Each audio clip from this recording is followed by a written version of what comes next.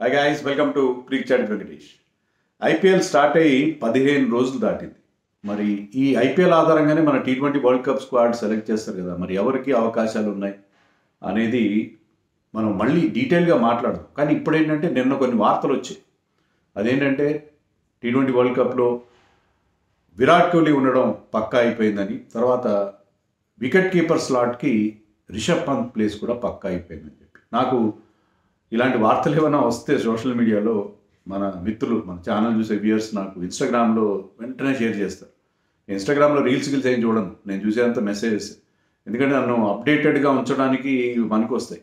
So అవి చూస్తే నాకు తెలిసి ఇలానా ఏదో మన SRH టీంలో ఎవరో విజయకాంత్ అని అతను తీసుకున్నారంట. అలాగే వాట్సాప్ గ్రూపుల్లో తర్వాత దీంట్లో నాకు ఈ అప్డేటెడ్గా ఉండే అవకాశం. ఎందుకంటే నేను మ్యాచ్ చూస్తున్న తర్వాత I will be in my own world.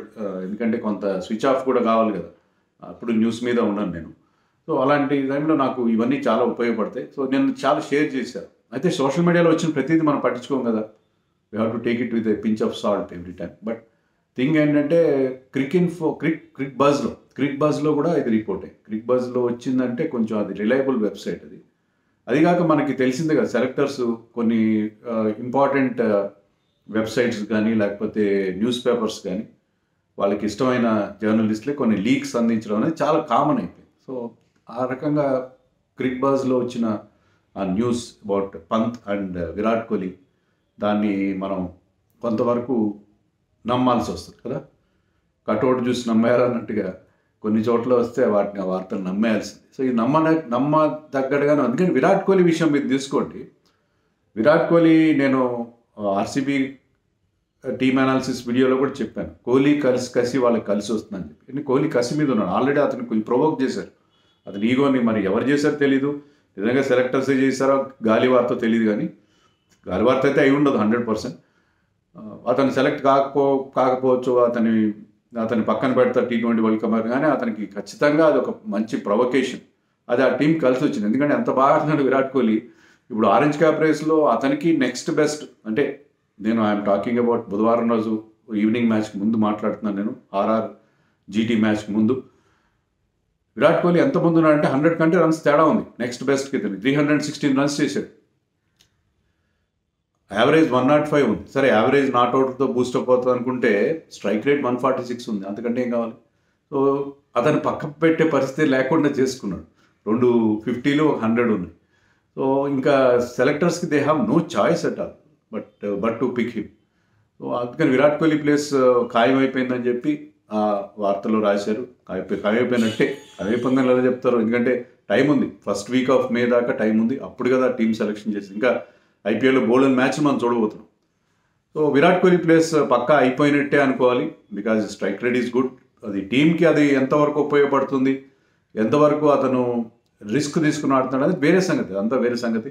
But Virat Kohli కూడా తన గేమ్ని చాలా డిఫరెన్స్ తీసుకొచ్చాడు. బహుశా అదర్ ఎండ్ నుంచి ప్రాపర్ సపోర్ట్ ఉన్నప్పుడు we might see a different Virat Kohli taking lot more risk అనేది మనం చూసే అవకాశం ఉంటుంది రాబోయే మ్యాచ్. ఐ థింక్ రేపే ఉంది విత్ ముంబై అనే Wankhede track on which you need to score runs briskly and you can take risk and still get away with it. అలాంటి పిచ్ పైన రేపు ఒక మ్యాచ్ ఉంది. సో అక్కడ మనకి విరాట్ కోహ్లీ అప్రోచ్ ఎలా ఉంటుందని మనకి ఇంకా ఐడియా వస్తుంది. సో విరాట్ కోహ్లీ గురించి అది విషయం. తర్వాత రిషబ్ పంత్ ప్లేస్ కూడా ఆల్మోస్ట్ ఖాయం అయింది అన్నట్టుగా. ఎందుకంటే రిషబ్ పంత్ రేస్లో ఉంటున్నాడు అని మనకు ముందు నుంచే అంటూనే ఉన్నారు సెలెక్టర్స్ కానీ, కోచ్ ద్రావిడ్ కానీ. ఎందుకంటే అతను నో డౌట్ 1.5 year నుంచి ఇంజరీ వల్ల పక్కన ఉన్నాడు. ఎలాంటి ఇంటర్నేషనల్ క్రికెట్ ఆడలేదు. స్ట్రైట్ అవే వరల్డ్ కప్ ఆడేస్తాడంటే బికాజ్ హీఈస్ రిషబ్ పంత్ ఆడచ్చు. అంటే రిషబ్ పంత్ కాబట్టి అని కాదు, అతనుకున్న ఆ పెడిగ్రీ, ఆ క్యాలిబర్ అనండి, దాని ప్రకారం మీరు అనొచ్చు ఈ ఫార్మాట్లో ఎన్నో మ్యాచ్లు ఆడి ఇప్పటికీ అతను ఇంకా స్ట్రగుల్ అవుతున్నాడు కదా అని. కానీ మనకి అక్కడ ఛాయిస్ కూడా ఉంది. అదే మనం మాట్లాడదాం. ఛాయిస్ ఏంటంటే ఇప్పుడు రిషబ్ పంత్ ఫిగర్స్ చూడండి. ఫస్ట్ 2 మ్యాచ్ల్లో కొంచెం రస్టీగా అనిపించాడు, సరిగ్గా టైమింగ్ కుదరలేదు, మిడిల్ చేయలేకపోతే 18-28 చేశారు. అయినా కూడా తర్వాత 2 మ్యాచ్లో 2 50s చేశారు. They were very very impressive 50s Delhi క్యాపిటల్స్కి. లాస్ట్ ఒక్క మ్యాచ్లో ఫెయిల్ అయ్యాడు against Mumbai Indians. But otherwise I think he's back with full fitness. Wicket keeping బాగా చేస్తున్నాడు. అది ఫిట్నెస్ విషయాలు అలాంటి సందేహం లేదు, ఫుల్గా ఫిట్గా కనిపిస్తున్నాడు. సో అందుకని ఉన్న వాళ్ళల్లో రిషబ్ పంతే ఉండాలని ఎవ్వరు అనడానికి లేదు, ఎందుకంటే బెటర్ కీపర్ ఉంటే we can have him. So అతనే బెటర్ అండి. నెక్స్ట్ బెస్ట్ అంటే ఇమీడియట్గా మనకు అనిపించేది సంజు శాంసన్. ఇద్దరు కూడా ఉండే అవకాశం ఉంది, ఎందుకంటే సెకండ్ కీపర్ కూడా అవసరం. 15లో సెకండ్ కీపర్ ఉండాలి, ఎందుకంటే మీరు లేదు మేము స్టాండ్ బైస్లో పెట్టుకుంటామంటే మార్నింగ్ మ్యాచ్కి ఒక గంట ముందు కీపర్ గాడ్ ఫర్బిడ్ ఎవరైనా కావచ్చు ఇంజర్డ్ అయ్యాడు అనుకోండి, మీరు ఇంకో కీపర్ని మ్యాచ్ సిచ్యుయేషన్లో ఆడించుకోవడం కష్టం అవుతుంది. And if your second keeper is good enough batsmen అంటే అతను మీరు ఒక కీపర్ ఉండగా బ్యాట్స్మెన్ కూడా ఆడించుకోవడానికి వీలుండే కీపర్ ఉంటే you can have him in the 15 కదా. అలాంటి వాళ్ళకి సంజు శాంసన్ ఇప్పుడు ఉన్న వాళ్ళలో మంచి హాట్గా ఉన్నది సంజు శాంసన్. ఎందుకంటే ఆడిన 4 మ్యాచ్ల్లో 2 50s చేశాడు, 2 కూడా మ్యాచ్లు గెలిపించి పెట్టేవాడు. 82 ఫస్ట్ మ్యాచ్లో బ్రహ్మాండంగా ఆడాడు. కానీ చాలామంది ఏమంటారు ఫస్ట్ మ్యాచ్ ఆడి తర్వాత ఆడని చెప్పి, తర్వాత కూడా 12 15 చేశాడు, but he looked good. And last మ్యాచ్లో ఆర్ఆర్ ఆడిన లాస్ట్ మ్యాచ్లో హీ స్కోర్డ్ 69. అది కూడా చాలా కీలకమైన ఇన్నింగ్స్ అలాంగ్ విత్ బట్లర్, చాలా కీలకమైన ఇన్నింగ్స్ ఆడాడు అగైన్స్ట్ ఆర్సీబీ. సో అతనికి ఉన్న ప్రత్యేకత ఏంటంటే స్పిన్ బాగా ఆడతాడు, పేస్ బాగా ఆడతాడు, షార్ట్ బాల్ కాదు, ఏ వీక్నెస్, నో అపరెంట్ వీక్నెస్. ఏమైనా వీక్నెస్ ఉందంటే అతనే వికెట్ సమర్పించుకుంటాడు. అది తప్పిస్తే అతను కనుక అసలు మెచ్యూర్డ్గా ఆడుతున్నాడు కూడా ఈ సీజన్లో, is looking really good. So అతన్ని బ్యాట్స్మెన్గా కూడా మీరు ఆడించుకోవచ్చు. పంత్ ఉన్నప్పటికీ కూడా ఇంకొక కీపర్ లగ్జరీ అవుతుంది అనుకుంటే he can play him as an batsmen also. He can play down the order ఆడే అవకాశం ఉంది కాబట్టి, అతను డౌన్ ది ఆర్డర్ ఆడే టాలెంట్ ఉంది కాబట్టి అతన్ని కూడా ఆడించుకోవచ్చు. అతన్ని మీరు ఇద్దరు ఉండే అవకాశం ఉంది. సో ఇద్దరు చాలా ఫ్రంట్ రన్నర్స్గా మనకు కనిపిస్తున్నారు. యాక్చువల్గా జితేష్ శర్మ అందరికంటే ముందు ఉన్నట్టుగా మనకు మొదట్లో అనిపించాడు, కానీ అతను ఈ ఐపీఎల్లో వెనకపడ్డాడు. ఎందుకంటే ఈ ఐపీఎల్ అతను స్కోర్స్ చూడండి 9, 27, 6, 16 and 19. ఆ 16 అనేది అది ఇంపార్టెంట్ నాకు అగైన్స్ గుజరాత్ టైటన్స్. అప్పుడు అతను నా ఇన్నింగ్స్లో అతను కొట్టిన 2 6లు వాళ్ళు గెలవడానికి చాలా ఉపయోగపడ్డాయి, కానీ అది చివరిదాకా నిలబడలేదు. వచ్చిన ప్రాబ్లం ఏంటంటే అది నిలబడలేదు. Even in the last match against SRH అక్కడ అతనికి మంచి అవకాశం వచ్చింది. అతను శశాంక్ కలిసి మ్యాచ్ని ఫినిష్ చేస్తుంటే బాగుండేది, కానీ అతను అవుట్ అయిపోయాడు. అవుట్ అయిపోతే అశుతోష్ శర్మ వచ్చి ఆల్మోస్ట్ గెలిపించినంత పని చేశాడు. కానీ జితేష్ పెద్ద స్కోర్ చేయట్లేదు. ఈవెన్ ఇండియా తరఫున ఆడినప్పుడు అతనికి చాలా హైప్ క్రియేట్ అయింది. అతను చాలా సెల్ఫ్లెస్గా ఆడతాడు, టీమ్ ఇంట్రెస్ట్ కోసం, క్విక్ రన్స్ కోసం ఆడతాడు అన్నట్టుగా మనకు అనిపించింది. ఒక లూజ్ క్యానన్ లాగా టీం అతను వాడుకునే పరిస్థితి కనిపించింది, కానీ మరీ లూజ్గా ఆడుతున్నాడు. మరీ ఫస్ట్ బాల్కే ఒక పెద్ద షాట్ ఆడడం, కొంత మెచ్యూరిటీ అతని బ్యాటింగ్లో లోపంగా కనిపిస్తుంది. అది కొంతవరకు కరెక్టే.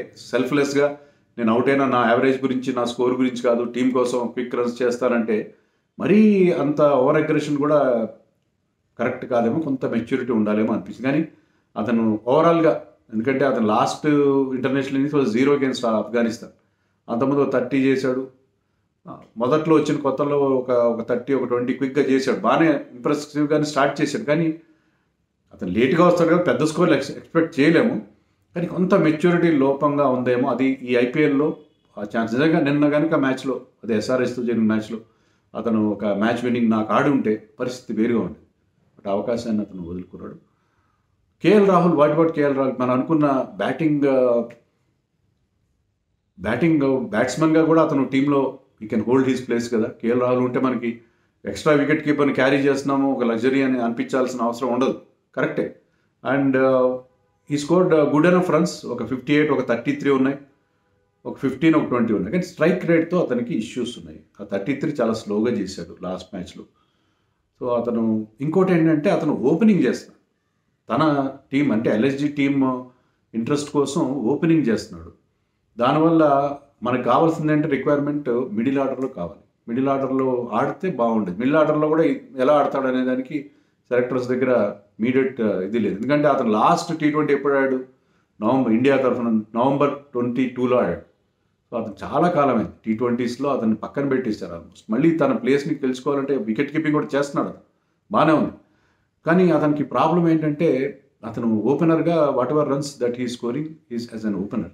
అండ్ అతని ఫిట్నెస్ మీద కూడా, ఎందుకంటే 2 మ్యాచ్లు ఆడితే ఒక మ్యాచ్లో కూర్చుంటున్నాడు, కొంచెం సందేహాలు ఉన్నాయి. కాబట్టి కేఎల్ రాహుల్ ఈ రేస్లో వెనకబడ్డాడేమో అనిపిస్తుంది. మరి ధ్రువ్ జురెల్ కూడా ఉన్నాడు కదా రేస్లో, మన టెస్ట్ సిరీస్లో అదరగొట్టాడు. ప్రెషర్ సిచ్యుయేషన్లో కూడా ఆడగలను, చాలా మెచ్యూర్గా బ్యాటింగ్ చేయగలని ప్రూవ్ చేశాడు. కానీ ప్రాబ్లం ఏంటంటే ఈ సీజన్లో అతనికి పెద్దగా బ్యాటింగ్ రాలేదు. అతని స్కోర్స్ ఎలా ఉన్నాయంటే 20 నాట్ అవుట్, 22 ఒక మ్యాచ్లో బ్యాటింగ్ రాలేదు. ఆడిన 4 మ్యాచ్లో 2 20s చేశాడు, ఒక 20 నాట్ అవుట్. ఒక మ్యాచ్లో బ్యాటింగ్ రాదు, ఒక మ్యాచ్లో 2 వచ్చింది. కొన్ని హిందీ ఛానల్స్ వాళ్ళు అయితే ఒక ఆరోపణ కూడా చేస్తున్నారు, సంజు శాంసన్ ఆ టీం కెప్టెన్ కాబట్టి అతనికి బ్యాటింగ్ ఎక్కువ రానివ్వట్లేదు, తనకు పోటీదారుగా ఉన్నాడు కాబట్టి, కాంపిటీటర్గా ఉన్నాడు కాబట్టి అతని ప్లేస్లో అశ్విన్ని ముందు పంపిస్తున్నారు. అంటే అశ్విన్ ఎందుకు ముందు పంపించారు? 3 వికెట్లు టపటపా పడిన సిచ్యువేషన్లో అశ్విన్ని ఆర్ఆర్ వాళ్ళు ముందు పంపించారు టు రిపేర్ ద డ్యామేజ్. ఎందుకంటే అశ్విన్ బ్యాక్ ఎండ్లో క్విక్గా రన్స్ చేయలేడు. అతను వచ్చి ఒక పార్ట్నర్షిప్ నెలకొల్పితే చివరిలో హెట్మైర్, జురెల్ లాంటి వాళ్ళు ఫినిష్ చేస్తారని అతన్ని ముందు పంపించారు తప్పిస్తే 2 మ్యాచ్లో. దానికి ఏదో కుట్ర కోణం చూడడం అనేది అది మాత్రం కరెక్ట్ కాదు. ధ్రువ్ జురెల్ లెవెల్ వేరే, సంజు శాంసన్ లెవెల్ వేరే. But Dhruv Jurel is a good choice. నన్ను అడిగితే సెకండ్ కీపర్గా ధ్రువ్ జురెల్ కూడా అందరిలోకి అతనే ఎక్కువ ఛాన్సెస్ ఉంది. మెచ్యూర్గా ఆడతాడు అతను, క్విక్గా రన్స్ చేయగలడు, అవసరమైతే కాస్త జాగ్రత్తగా కూడా ఆడగలడు, డిఫరెంట్ గేర్స్లో ఆడగలడు. Dhruv Jurel is still a good choice, కానీ అతను కొంచెం వెనకబడ్డాడు అనుకున్నాడు. మరి వాట్ అబౌట్ ఇషాన్ కిషన్? ఇషాన్ కిషన్ ఇప్పుడు అతనికి రాహుల్ ద్రావిడ్కి లేకపోతే రోహిత్కి ఇష్యూస్ ఉన్నాయా లేదా, అతను టీం మీద కొంచెం ధిక్కారం, డిఫయన్స్ చూపించాడా, అది వేరే సంగతి. కానీ he has not done his cause any damage in the recent IPL matches. ఎందుకంటే స్టార్ట్ చేసింది 0తో స్టార్ట్ చేశాడు, కానీ తర్వాత ఒక 34 హైదరాబాద్ మ్యాచ్లో చాలా క్విక్గా 300 స్ట్రైక్ రేట్తో చేశాడు, ఒక 16 చేశాడు. And last match which Mumbai one, ఆ మ్యాచ్లో ఒక 42 కూడా క్విక్గా చేశాడు. బట్ అతని రన్స్ అన్నీ కూడా రాహుల్ లాగానే ఓపెనర్గా వస్తాయి. మనకు అక్కడ ఓపెనర్గా రిక్వైర్మెంట్ లేదు. But he's in the race ఉంటాడు. ఎందుకు ఉండడు? ఉత్తిగా అతను పక్కన పెట్ట, అతని బిహేవియర్ గురించి దేని పక్కన పెట్టాల్సిన అవసరం లేదు. Is talented, have to pick him. But అతను కొంచెం అవుట్ సైడర్గా ఉన్నాడు. వీళ్ళకంటే అవుట్ ఆఫ్ సిలబస్గా ఉన్నది DK. Why not DK? DK కూడా బాగా ఆడుతున్నాడు, ఫినిషింగ్ బాగా చేస్తున్నాడు కదా. But DK I think presently out of syllabus అంటే అవుట్ ఆఫ్ ది రేస్ అని కూడా మనం చెప్పచ్చు. సో వికెట్ కీపర్ రేస్లో పంత్ డెఫినెట్గా ముందున్నాడు. ఎందుకంటే అతను కీపింగ్ కూడా బాగా చేస్తాడు. టీంలో అతను మంచి స్పిరిట్ మెయింటైన్ చేస్తాడు, అందరితో బాగా సరదా బబ్లీగా ఉంటాడు, చాలా వోకల్గా అంటే మాట్లాడుతూ ఉంటాడు, బౌలర్స్ని ఎంకరేజ్ చేస్తాడు. సో అతని ప్రెజెన్స్ ఇన్ ద మిడిల్ చాలా టీంకి చాలా ఉపయోగపడుతుంది. 100% కమిట్మెంట్తో ఆడే ఒక ప్లేయర్ అతను. తర్వాత అతని బ్యాటింగ్ ఫామ్ ఓవరాల్గా ఈ ఫార్మాట్లో ఎలా ఉన్నా ఓవరాల్గా అతని ఎబిలిటీ, బీయింగ్ లెఫ్ట్ హ్యాండర్, అదొక ప్లస్ పాయింట్ అతనికి. లెఫ్ట్ హ్యాండర్, మనకు ఎక్కువ లెఫ్ట్ హ్యాండర్ లేరు కదా. సో లెఫ్ట్ హ్యాండర్గా మిడిల్ ఆర్డర్లో ఆడగల Pant and his keeping ability and his big hitting capabilities ఇవన్నీ. సో అట్ ప్రజెంట్ పంత్ ఖచ్చితంగా క్రిక్బాజ్ రిపోర్ట్నే మనం బేస్ అవ్వాల్సిన అవసరం లేదు. బట్ నేను జనరల్గానే ఇలాంటి వీడియో చేద్దాం అంటున్నాను. So Pant is very much in contention for the world cup spot as of now. చెప్పలేము మనం. ఈ రాబోయే 2 వారాల్లో 2-3 వారాల్లో చాలా మార్పులు జరగచ్చు. కానీ ప్రస్తుతానికైతే 2 వారాలే ఉందనుకుంటా, 2 వారాల్లో. కానీ ప్రస్తుతానికైతే పంత్ డెఫినెట్గా ముందున్నాడని అనుకోవాలి కదా. మీ అభిప్రాయాలు ఏంటో చెప్పండి. టీం ఎలా ఉండాలి కూడా మీ 15 ఇచ్చినా కూడా బాగానే ఉంటుంది. 15 గురించి కూడా మనం ఒక వారం రోజుల తర్వాత మాట్లాడు, మనకి మరికొంత క్లారిటీ వస్తుంది ఏ 15 ఉంటే బాగుంటుందని. మీ 15 కూడా ఇవ్వండి. పంత్ ఉండాలా వద్దా అని చెప్పండి, విరాట్ కోహ్లీ ఉండాలా కూడా చెప్పండి. కామెంట్స్లో మనం డిస్కస్ చేద్దాం.